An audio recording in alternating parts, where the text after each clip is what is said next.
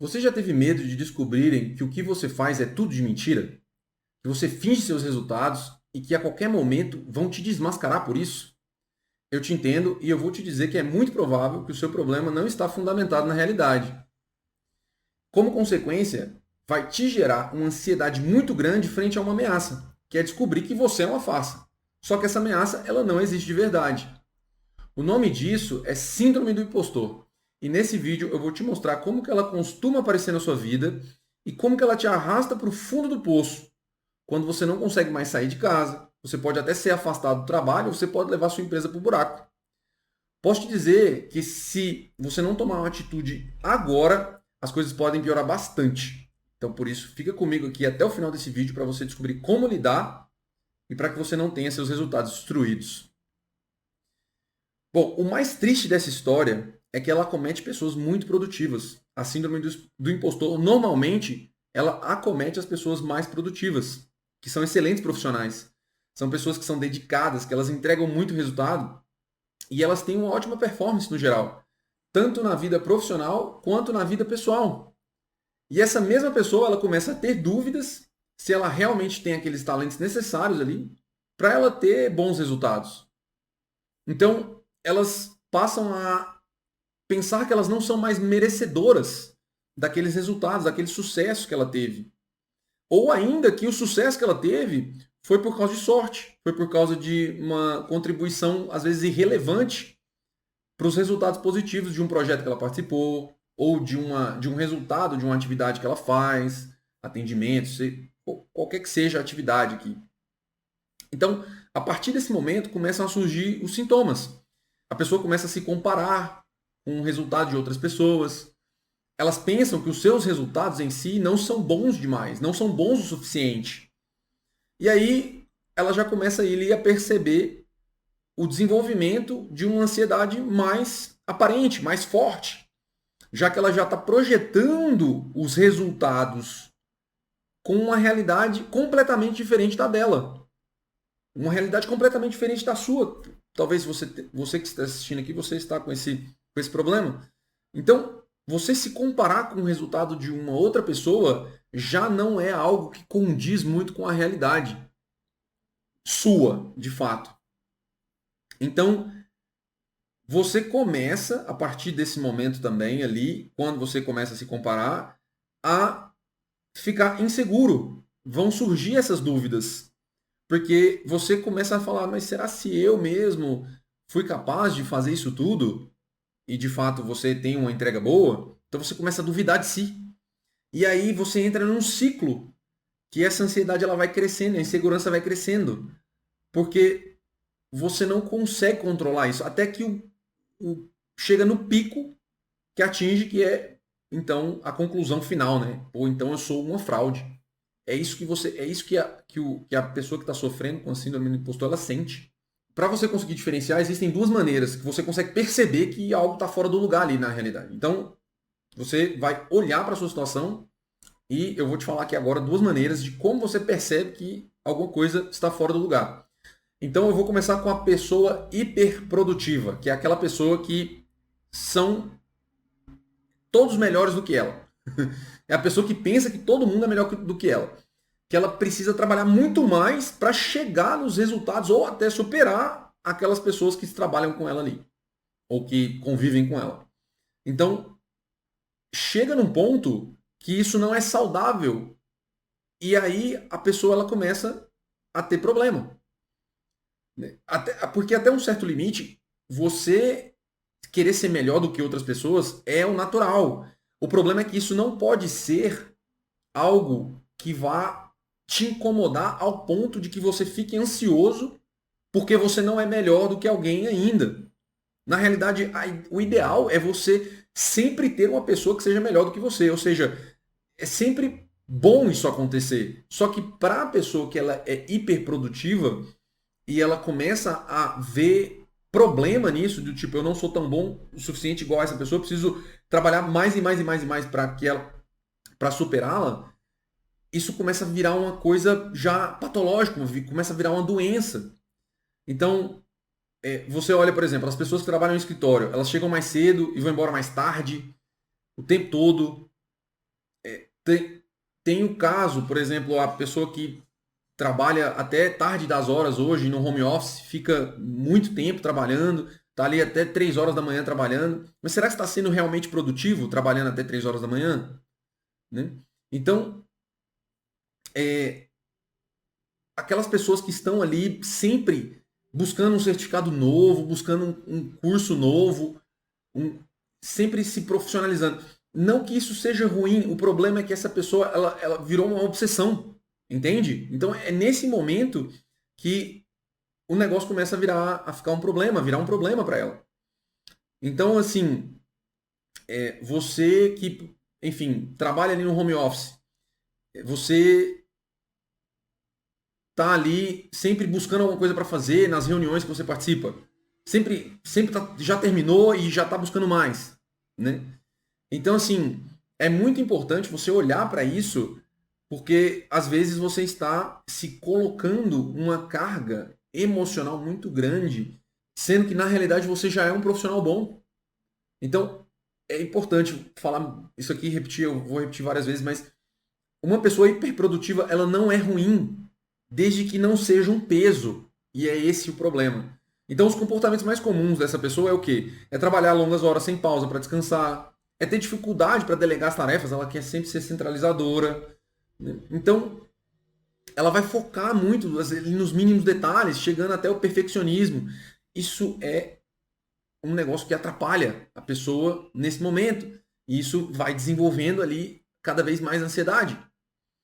O outro caso, né, é o oposto. É a pessoa hipoprodutiva. É a que não entrega nada.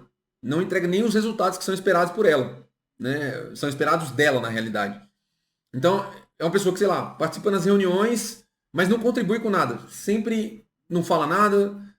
Ela não consegue fazer ligações, por exemplo. Tem lá uma lista de ligações para ela fazer, para cliente, ela não faz. Ela não faz os atendimentos diários, fica ali rolando tela no Instagram. No home office é aquela pessoa que sempre fica ausente. Você olha assim, você manda mensagem, ela não responde, ela some, às vezes vai responder só no dia seguinte. Então, isso se dá, muitas vezes, por uma sobrecarga do medo de falhar. Então, aí a pessoa acaba ficando paralisada porque ela encontrou um obstáculo no meio do caminho, sendo que na realidade ela tinha que superar esse obstáculo. Então, vamos imaginar aqui, surgiu um entrave num projeto. Então, alguma limitação, seja, sei lá, de recursos, a pessoa está sem dinheiro para comprar um determinado material que ela precisa para fazer uma maquete, sei lá, alguma coisa dessa natureza. Então, ela não consegue. Ela simplesmente ela não consegue desenvolver ou buscar meios de tentar conseguir esse recurso dentro lá da sua realidade, né? Então, ela fica procrastinando também as decisões. Além dela não conseguir fazer o que ela tem que fazer normalmente, ela ainda fica procrastinando as decisões importantes. Ela sempre está deixando para amanhã. Ah, isso aqui é importante, mas eu vou deixar para amanhã, eu defino. E esse amanhã ele acaba nunca chegando, certo? Então a pessoa, ela simplesmente, ela fica dispersa e ela não consegue mais entregar um bom resultado. E era uma pessoa boa antes, né? Então assim, só que aí no momento que ela começa a ficar ela começa a cair a produtividade dela, ela começa a sentir que ela não é merecedora, não é digna. E nesse caso, é muito importante ela tomar muito cuidado, porque os resultados dela poderiam ser positivos antes, mas agora não estão. E aí realmente vai começar a justificar o fato dela começar a pensar que ela é uma impostora. E o que vai acontecer com uma pessoa dessa? Ela vai ter dificuldade para lidar com as outras pessoas, ela vai ter dificuldade para pedir ajuda, ela vai ter dificuldade para resolver os problemas, porque ela já está com medo. Então, ela vai se isolar cada vez mais. Ela vai querer lidar com as coisas sozinha. E vai e isso vai ainda piorar, porque você soma o comportamento de fuga, que é evitar discussões difíceis, e vai a pessoa vai se isolando aos poucos.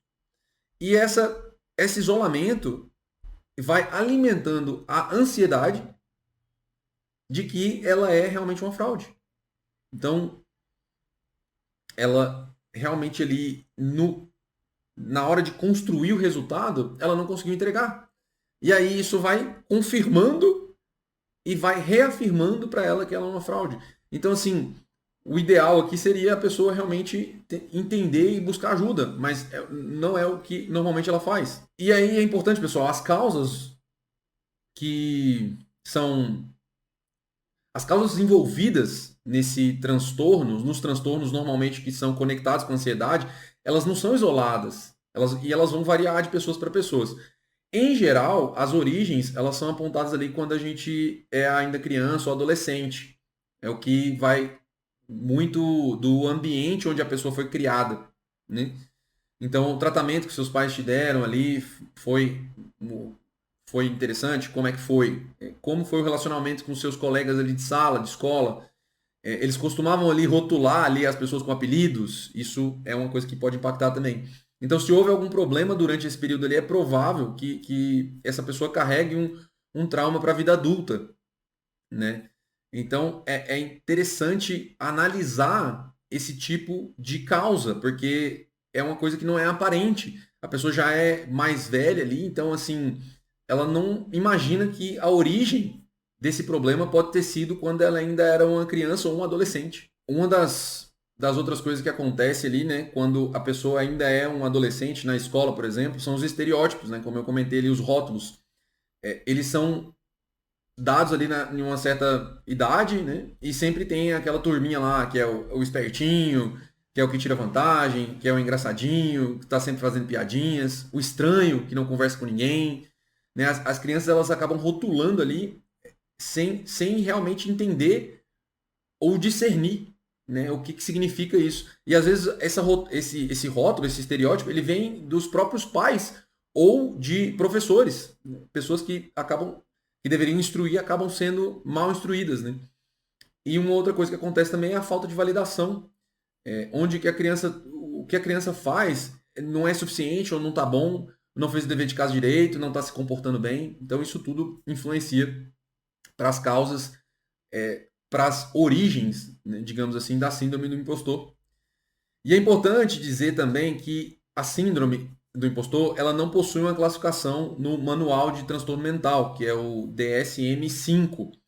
Ele não tem essa classificação lá, mas ela é uma variação da ansiedade e ela está sendo considerada aí por já vários estudiosos do caso como um transtorno real, que é o medo, alimentar o medo de uma ameaça futura, quando a pessoa descobre que ela é uma fraude sem fundamento na realidade, né? Então, se você quiser realmente aprender como lida com a ansiedade, né, e ver se livre desses problemas de ansiedade, né, essas entregas de resultado, e parar com esse sentimento de vazio no peito ali, se você estiver sentindo isso, né, uma sensação de fracasso, eu vou deixar um link aqui na descrição do vídeo que eu falo mais sobre a ansiedade e como que você pode curar desse mal realmente que causa tantos prejuízos na nossa vida, tá? Na sua vida. Então, pessoal, assim, para você evitar que esses pensamentos de fraude que invadam os seus pensamentos, né, que são como se fossem pensamentos vazios mesmo,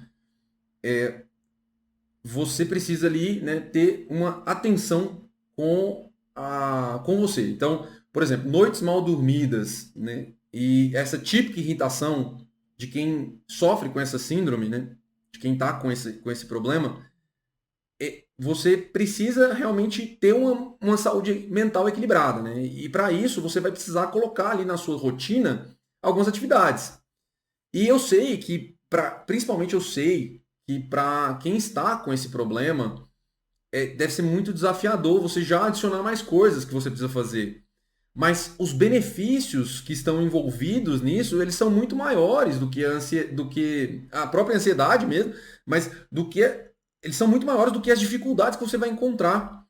Então, eu imagino que na hora que você for fazer o equilíbrio ali, né, você prefere enfrentar as dificuldades do que você ficar remoendo ali toda vez que você vai tomar uma decisão, ou você vai ficar inseguro com seus resultados, ou pensando que de fato você realmente é um impostor. E aí no final você está alimentando a sua ansiedade, né? Então, além de seguir essas recomendações de melhorar o geral, né? Você precisa ter uma vontade de mudar. Porque as nossas ações, elas partem de nós. Eu sei que isso é meio difícil às vezes de perceber, mas se você não tiver disposto à mudança, se você não tiver disposto a mudar, você vai ficar enxugando gelo, você não vai conseguir sair do lugar, certo? Então assim, é como se você comece e para, comece e para. Então não, e normalmente quando isso acontece, aumenta a frustração. Então, assim, não faça isso. Então, pega, né? Eu vou dar algumas recomendações aqui para vocês e aí você vai pegar à vontade. Então, assim, você agora que você já está com a vontade, aí você vai lá e começa a fazer as coisas, né? E normalmente, para quem está com essa síndrome, algumas práticas bem básicas elas já começam a dar bons resultados. Então, a primeira recomendação aqui, você vai equilibrar a sua saúde mental, né, para você equilibrar essa saúde mental, né? Então você vai analisar ali como que está a sua atividade física. Então, como como que está seu sono? Se por acaso você está abusando ou não da cafeína? É preciso você perceber esse tipo de coisa. Se você está tomando muito café, isso está impactando seu sono. Se você e outra coisa, o café é um estimulante que amplifica o sentimento de ansiedade. Então é muito importante você tomar muito cuidado com o excesso de cafeína. Tá? E se você não pratica uma atividade física, se você não tem, é importante demais você incluir na sua rotina. E eu sei que hoje está muito difícil você arrumar tempo, mas se você não tem nada, se a agenda está muito difícil, 15 minutos já no começo assim já é um passo gigantesco. Mas é 15 minutos todo dia e eu tô falando sério, eu tô falando sério. 15 minutos todo dia. Então, se você colocar 15 minutos todo dia, parar de abusar da cafeína, né? E parar de prejudicar o seu sono, você já vai começar a sentir as diferenças no primeiro dia. Né? Você já vai sentir isso de uma forma muito intensa. Então, eu recomendo vocês fazerem isso e principalmente evitar a cafeína ali antes perdão, depois das 16 horas. Beleza? Então vamos lá.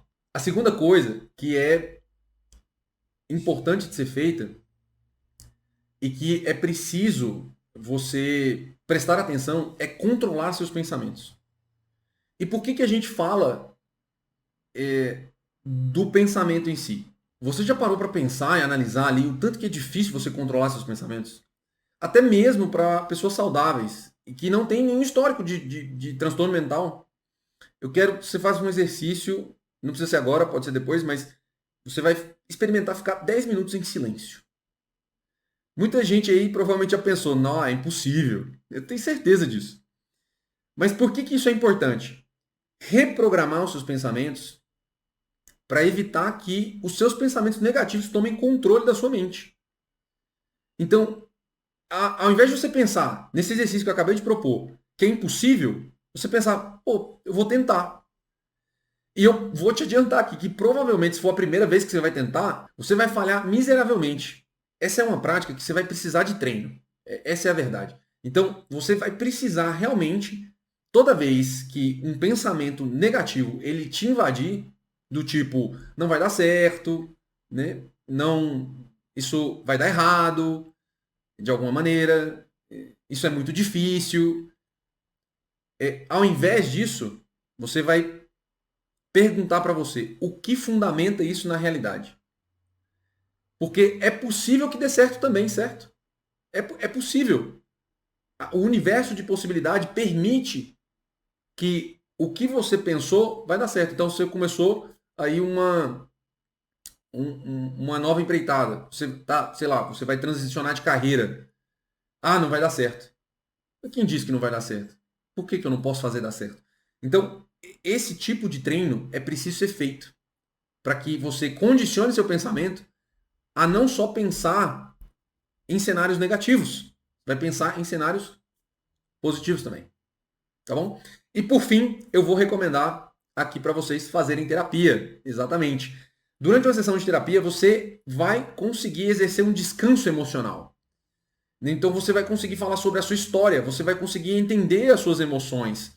As nossas emoções, elas despertam coisas físicas na gente. Então, uma pessoa que está sentindo ansiosa, ela vai suar demais, ela vai ter taquicardia, ela vai respirar curtinho, ela vai ter parestesias, que são dormências nas pontas ou nas extremidades, ou uma hiperestesia na pele ali, né? Ela vai sentir uma coisa na pele, né? Então, existem sintomas físicos ali que vão aparecer na, na ansiedade e nas emoções em geral. E durante a conversa com o terapeuta, ele vai te conduzir e, se for necessário, ele vai fazer os ajustes ali na sua história, na sua narrativa, de uma forma que você consegue se enxergar de uma maneira melhor. Você consegue ver o valor seu como pessoa. E que, na realidade, uma sobrecarga que você colocou ali sobre você mesmo, sobre seus ombros, ela não é real. Ela não tem ligação com a realidade. E isso, aos poucos, vai te devolvendo aquele momento presente. Esse momento presente aqui, agora, nesse momento. Que é o lugar que você para de pensar que você é uma farsa e que tudo não passou de uma imaginação criada na sua cabeça que você mesmo, que fez você mesmo acreditar que era realidade. Mas no fundo, não era. Certo? Então, pessoal, coloque essas práticas no seu dia a dia que você vai começar a notar a melhora em poucas semanas.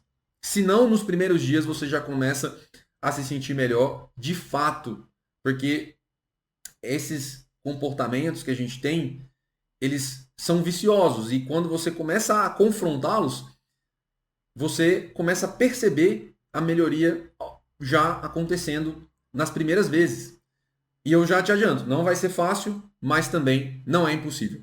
Então, se esse conteúdo para você te ajudou de alguma maneira, eu te convido a se inscrever no nosso canal para que você não perca nenhum outro conteúdo sobre como melhorar sua saúde mental e viver uma vida mais alegre e longe de medos e inseguranças. Um grande abraço.